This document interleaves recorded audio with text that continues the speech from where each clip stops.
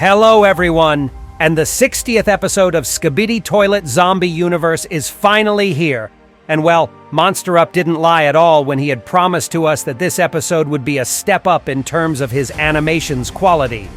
The whole episode really looked just amazing, and it was pretty interesting regarding story too, because it was actually focused not on Plunger Man or any other classic Skibidi Toilet character I'd expect to see, but on the continuation of the story of Elite TV Man, who was found by Skibidi Scientist in one of the recent secret scenes. So what the hell has actually happened to this survived TV Man? Why he is carrying an immunity to zombie virus? And will he really be able to cure all the infected if he cooperates with the Alliance? And most importantly, what important details didn't we know about the whole lore of TV Men that will be revealed to us in this episode?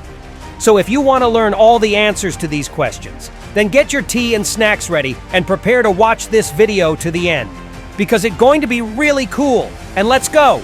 But before I'll start digging into episode 60, let me remind you real quick about the events of the previous episode so that you wouldn't get too confused about what has actually been going on here.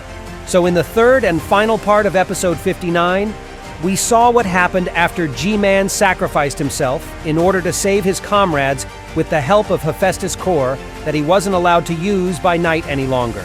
But as there was no other option to resist the Plague Doctor and his army, G-Man had to take this really sad decision and end his life like a true Chad, and I still didn't actually recover from this. So the episode begins with Titan Clockman grieving the loss of G-Toilet and lamenting his own poor decisions that led to the downfall of such a key ally. Because, as you remember from my analysis, I suggested that there could be several ways for Titan Clockman to use his remaining time control resources in order to either save G-Man or at least prevent the Plague Doctor from sending the Knight into a literal hell. But instead, Clockman chose to revive Titan Cameraman. But he paid the price of losing two other really significant allies, which was a shame in my opinion.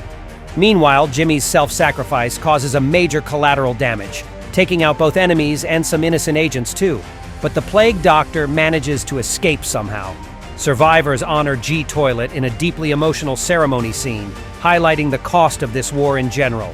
However, this amazing moment gets interrupted by the return of the severely damaged Plague Doctor, who injects himself with a zombie virus and infuses the Knight's red core, which is transforming him into a monstrous plague beast. Then we see some truly fierce anime-like battle between him and Plungerman, who in the end ultimately defeats the beast by stealing the red core and using all 4 cores to destroy him. And such a quick and petty way for the Plague Doctor to go down was really unexpected to see for all of us. But this is not the end yet. Yeah, this victory is short-lived, because then Plungerman's body shows signs of corruption, possibly due to the Plague Doctor's survived soul, hinted at by a sinister laugh and sudden betrayal alerts sent to all the agents. It is possible that the Plague Doctor chose Plungerman as a vessel for his soul, and now Dave is literally possessed by evil. One speakerman attempts to execute Plungerman, but Skibidi sacrifices himself in order to save his friend, getting fatally shot. Then we see a really sad mental encounter with Skibidi's fading consciousness, as Plungerman gets coldly rejected as a friend, possibly due to the Plague Doctor's manipulating his mind in order to make him more vulnerable and susceptible to SCP Dave's will. Now broken and consumed by his inner conflict, Plungerman is labeled as a traitor again and gets attacked by agents. He retaliates violently, confirming the Plague Doctor's influence. He then eventually claims the villain's throne, and now he is the new dark force of the series. At the end of the episode, we see how a group of surviving TV men appear and take Skibidi's body, hinting at his resurrection and the TV men re-entering the war. Okay, and now we're finally moving to episode 60, which starts with the Elite TV Man as the POV, who seems to be running from something.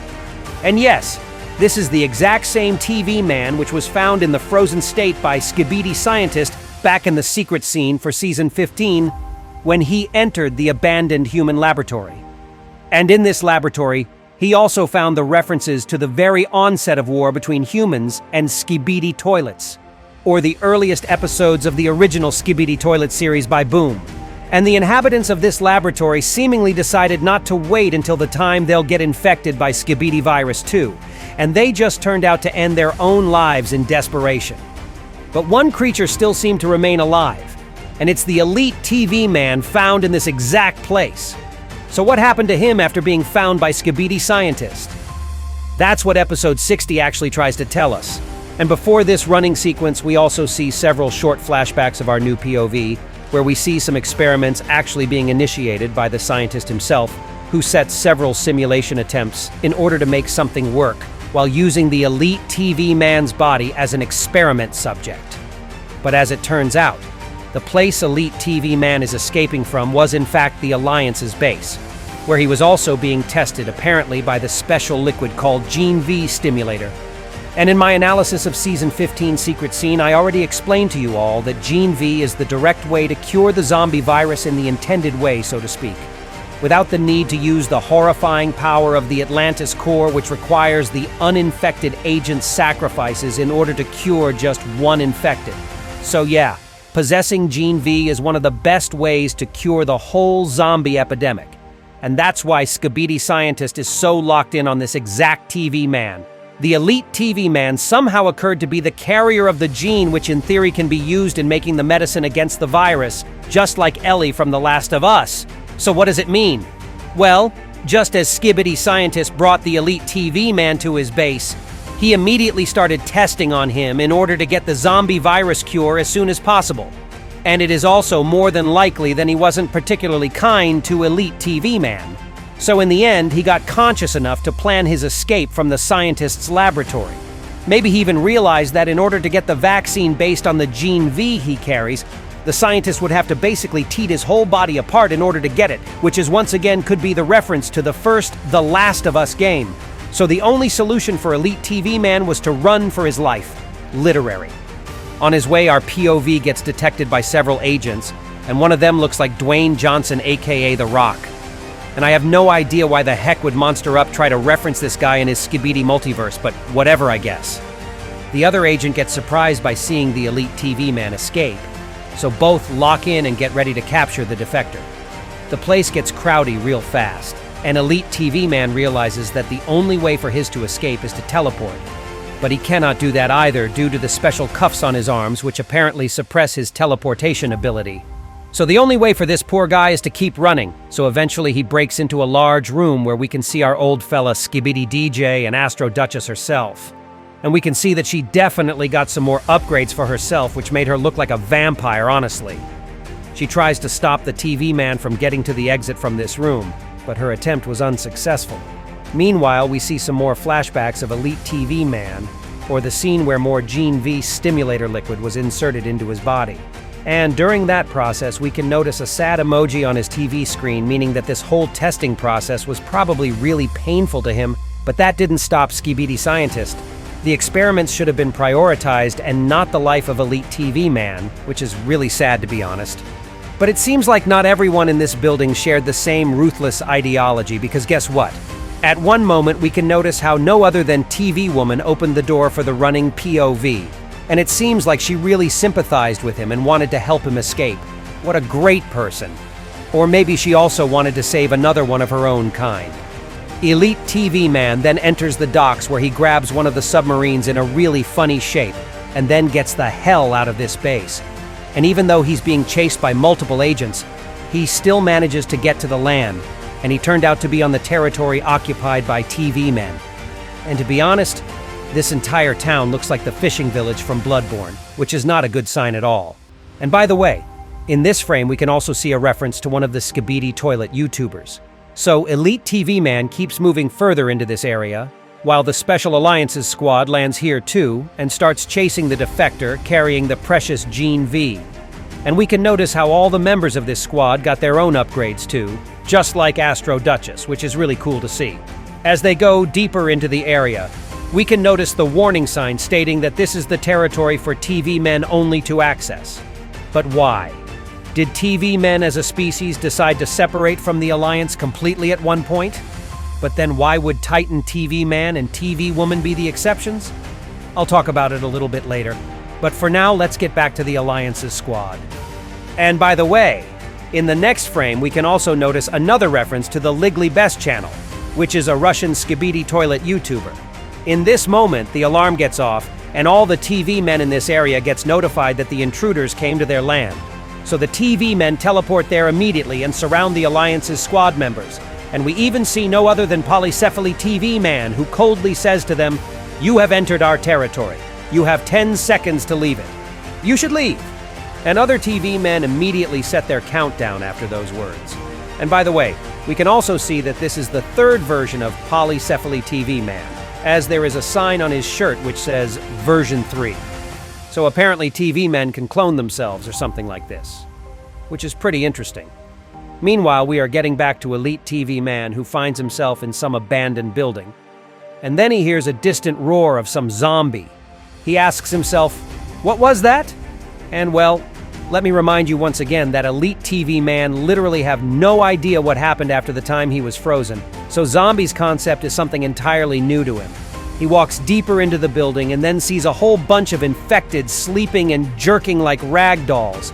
And this entire scene is a reference to the movie called I Am Legend, where Will Smith's character spotted the infected behaving in the exact same type of way. And these zombies' design even looks pretty similar, and they also reminded me of the vampires from the second Blade movie. So yeah, Monster Up is showing his love for horror movies again, which is something I always appreciate. So Elite TV Man gets eventually spotted, so he needs to run again, and we can notice that these zombies' speed got significantly increased. There's no way Elite TV Man would be able to outrun them without his teleportation abilities. So he prefers to hide in the spot, which really reminded me of the game called The Evil Within, where the female protagonist had to hide in the exact same location from some terrifying creature while waiting for the elevator to arrive. And in this episode, Elite TV Man also has to hide from some extraordinary zombie specimen, which looks pretty terrifying just based on his shadow. The zombie seems to smell Elite TV Man anyway, even though he doesn't move at all. So we can see the creature roaring in excitement after finding its prey. And by the way, in case you don't know what this zombie is, let me answer. This is the exact same infected Delete Man which we saw in the special episode, and I also made an analysis of it on my channel. This creature reached the TV men's territory after tearing apart the other agents, and now it's basically unstoppable. As of now, this infected Delete Man is probably the most dangerous zombie species, and there is still no power to match him.